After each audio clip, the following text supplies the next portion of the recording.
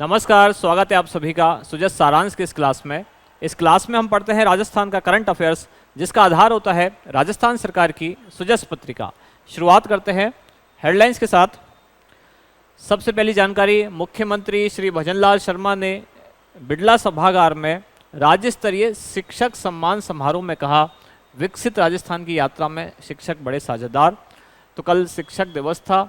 इस अवसर पर मुख्यमंत्री ने एक कार्यक्रम में भाग लिया जिसका नाम है राज्य स्तरीय शिक्षक सम्मान समारोह, जहां अलग अलग शिक्षकों को पुरस्कार दिया गया। इसके बाद यहाँ कुछ और जानकारियां हैं, जैसे कि बिजनेस इनोवेशन प्रोग्राम में 1 लाख विद्यार्थी लाभान्वित। राज्य सरकार द्वारा एक कार्यक्रम चलाया जा रहा है कि स्कूल और कॉलेज के जो छात्र बिजनेस में इनोवेशन से संबंधित कोई काम करते हैं, तो इसके लिए उनको कुछ चीज़ें समझाई जाती हैं, सिखाई जाती हैं, और इसके द्वारा लगभग 1 लाख विद्यार्थी लाभान्वित किए जा रहे हैं। इस अवसर पर 55,800 मेधावी विद्यार्थियों को टैबलेट भी वितरित किए गए, और इसकी शुरुआत की थी मुख्यमंत्री ने 11 टैबलेट वितरित करके। अगली जानकारी है, राइजिंग राजस्थान समिट से प्रदेश बनेगा निवेश का हब। राजस्थान में 9 से लेकर 11 दिसंबर 3 दिन का एक सम्मेलन आयोजित होने वाला है, जिसका नाम रखा गया है rising Rajasthan global investment summit, जिसका उद्देश्य है कि पूरी दुनिया से ज़्यादा निवेश राजस्थान में आ सके। अब इस समिट का जो मुख्य आयोजन है, जो कि दिसंबर में होने वाला है, उससे पहले ही सरकार बहुत सारे कुछ इसके लिए कार्यक्रम कर रही है। जैसे हमने कल भी पढ़ा, इसी के लिए सरकार द्वारा तरह तरह के आयोजन में एक आयोजन है रोड शो का आयोजन। अभी इसका पहला रोड शो आयोजित किया गया था, कहाँ? मुंबई में। राजस्थान लोक सेवा आयोग से समाचार, जिसमें 2 प्रतियोगी परीक्षाओं की प्रस्तावित तिथि जारी की गई है। आरएस एग्जाम को लेकर जो लोग तैयारी कर रहे हैं, अब उसकी प्रीलिम्स परीक्षा की डेट जारी कर दी गई है, जो रखी गई है कब? 2 फरवरी 2025, यानी कि सफिशिएंट टाइम है। अगर आप आज से भी शुरुआत करेंगे तो भी आराम से आप परीक्षा को पास कर सकते हैं। जिन लोगों ने अभी भी नहीं की है प्लानिंग, और अगर करना चाहते हैं, तो अभी से भी फोकस होकर तैयारी आपको शुरू कर देनी चाहिए। अगली जानकारी है, राज्य बजट 2024-25 की घोषणाओं की समीक्षा बैठक। मुख्यमंत्री ने इस बैठक की समीक्षा की, और इसमें राज्य सरकार ने बजट में जो घोषणाएं की थी उनको पालन करने के निर्देश दिए। जैसे कि कुछ घोषणाएं हैं, मुख्यमंत्री ने सरिस्का रणथंभौर और चंबल घड़ियाल अभ्यारण्य कोटा का इको सेंसिटिव जोन के रूप में चिन्हीकरण करके इसका मास्टर प्लान बनाने की बात कही थी। ये सब बजट में कही गई बातें थी, उनका ही देखा है कि इनमें अभी कितना काम बाकी है धरातल पर उतरने में।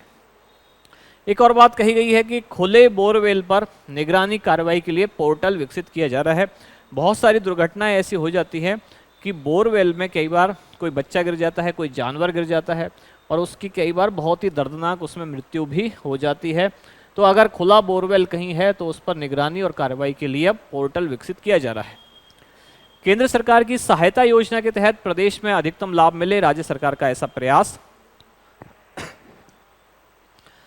इसके बाद चिकित्सा एवं स्वास्थ्य मंत्री की पहल, जोधपुर से संभाग स्तर पर बैठकों का दौर शुरू किया गया, और यहां आयकर रिटर्न दाखिल नहीं करने वाली सहकारी समितियों को अवसर दिया गया है।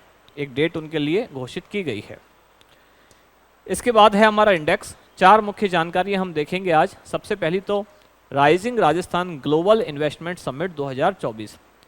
राज्य सरकार बहुत ज़्यादा इस पर फोकस कर रही है, तो हो सकता है आने वाली जो भी परीक्षाएं हैं उनमें से इस पर क्वेश्चन पूछ लिया जाए। आप लोग देख भी रहे हैं, पिछले 4-5 दिन से लगातार ये चर्चा में है, rising Rajasthan global investment summit.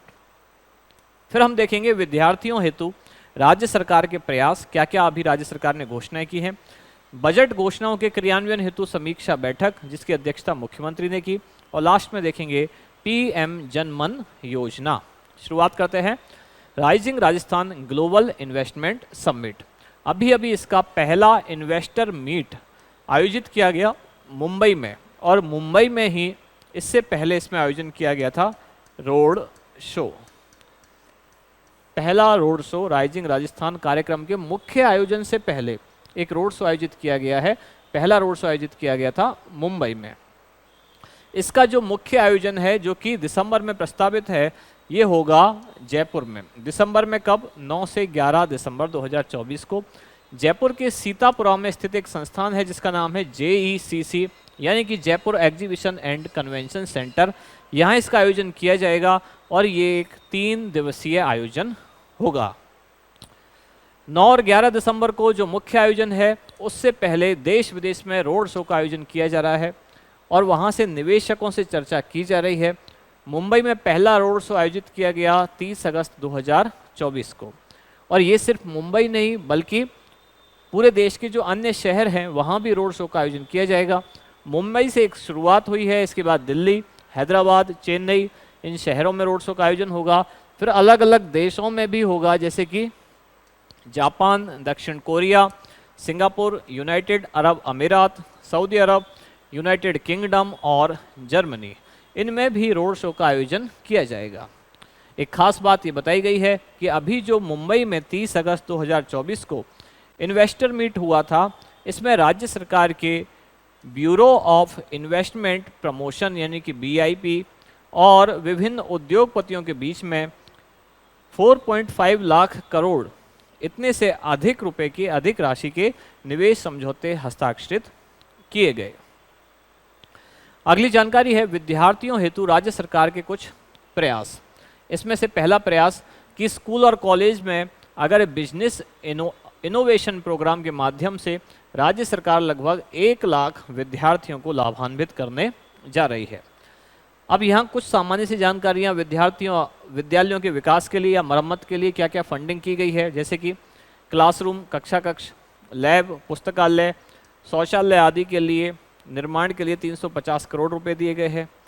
750 विद्यालयों की बिल्डिंग की मरम्मत के लिए, ये 750 विद्यालयों की बिल्डिंग की मरम्मत के लिए जो राशि है वो कितनी है, 100 करोड़ रुपए इसका प्रावधान किया गया है। आगामी 2 वर्षों में राज्य सरकार 20 ITI और 10 पॉलिटेक्निक कॉलेज खोलने जा रही है।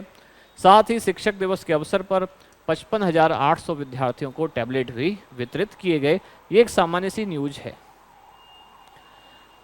बजट घोषणाओं के क्रियान्वयन के लिए एक समीक्षा बैठक आयोजित की गई और इस बैठक की अध्यक्षता की थी राजस्थान के मुख्यमंत्री ने, और इसमें क्या क्या फैसले हुए वो हम देख रहे हैं। यानी बजट में जो घोषणा की गई थी 2024-25 के बजट में, बाद में जो आया बजट यानी कि परिवर्तित बजट, अब वो घोषणाएं कितनी लागू हुई हैं ये देखने के लिए एक बैठक आयोजित की गई, अध्यक्षता की मुख्यमंत्री ने। अब इसमें देखा गया कि सरिस्का, रणथंभौर और चंबल घड़ियाल अभ्यारण्य जो कोटा में है, इसका इको सेंसिटिव जोन के रूप में चिन्हीकरण किया गया है। मास्टर प्लान बनाने के लिए मेडिकल कॉलेज में हिंदी माध्यम से प्रदान करने, यानी कि मेडिकल कॉलेज में अब न केवल इंग्लिश बल्कि हिंदी माध्यम में भी शिक्षा प्रदान की जाए। ऊर्जा उत्पादन के लिए निजी क्षेत्र को अधिक प्रोत्साहन देते हुए कैप्टिव पावर उत्पादन की सीमा को 200% करने, स्टेट कैरिज वाहनों के लिए एक उपनगरीय श्रेणी के 40 नए मार्ग बनाने, इस तरह की अलग अलग घोषणाओं की समीक्षा की गई कि काम उनमें कहाँ तक पूरा हुआ है। ऐसे ही नगरीय विकास विभाग को जयपुर मेट्रो का विस्तार करने के लिए जॉइंट वेंचर कंपनी पर शीघ्र कार्य करने के निर्देश दिए गए। वित्त विभाग को स्मार्ट सिटी के तहत ऑटोमेटेड सर्विस डिलीवरी सुविधा शीघ्र पहुंचाने के निर्देश दिए गए। इस सिस्टम के माध्यम से आम जनता को 25 सेवाएं 24 घंटों की सीमा में उपलब्ध करवाई जाएंगी और इसकी समीक्षा की गई और जो भी कमियां पाई जा रही हैं उनके लिए मुख्यमंत्री ने निर्देश दिए। सफाई कर्मचारियों के लिए RGHS के तहत लंग्स, किडनी और स्किन आदि से संबंधित जो बीमारियां हैं, इनसे जुड़े निःशुल्क विशेष पैकेज उनको दिए जाएंगे। ऊर्जा भंडारण नीति 2024, नई पर्यटन नीति के साथ साथ बजट में भी इसमें कई महत्वपूर्ण नीतियों की घोषणा की गई है। और ये एक अलग से जानकारी थी कि खुले में बोरवेल पर निगरानी कार्रवाई के लिए एक पोर्टल भी विकसित किया जा रहा है। फिर एक योजना है PM जन मन योजना, जिसका पूरा नाम है प्रधानमंत्री जनजाति आदिवासी न्याय महाअभियान, जो कि शुरू हुई है 15 नवंबर 2023 को। 15 नवंबर को आदिवासी गौरव दिवस मनाया जाता है, इसी दिन से योजना शुरू हुई है।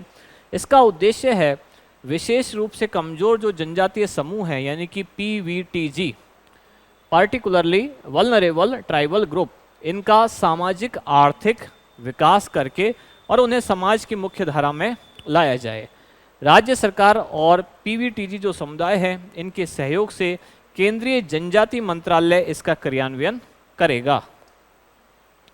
योजना के अंतर्गत क्या क्या होगा, ये दरअसल जो विशेष रूप से पिछड़े समुदाय हैं, आदिवासी समुदाय, उनमें विकास के काम करने के लिए योजना है। अब विकास के काम में हर तरह के काम है, जैसे कि उनको सुरक्षित आवास देना, स्वच्छ पेयजल देना, बेहतर शिक्षा, बेहतर स्वास्थ्य, बेहतर पोषण, बिजली, सड़क, स्थायी आजीविका, इस तरह की सभी चीज़ें उनको प्रदान करने पर ध्यान दिया जाएगा। इसमें कुल 9 मंत्रालय संबंधित हैं और इनमें 11 महत्वपूर्ण कार्य प्रणालियों पर ध्यान केंद्रित किया जाएगा, जैसे कि वन विभाग से संबंधित वन उपज के व्यापार के लिए वन विकास केंद्रों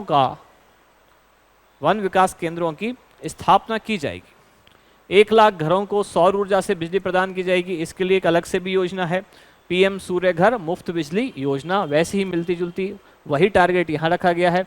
1 लाख घरों के लिए ऑफ ग्रिड सौर ऊर्जा प्रणाली और सौर स्ट्रीट लाइट की व्यवस्था की जाएगी। अब एक खास बात यहाँ लिखी हुई है, इस योजना के तहत राजस्थान के 12 जिले को चुना गया है और यहाँ शहरिया जनजाति रहती है, जिसको इस योजना के माध्यम से लाभान्वित किया जाएगा।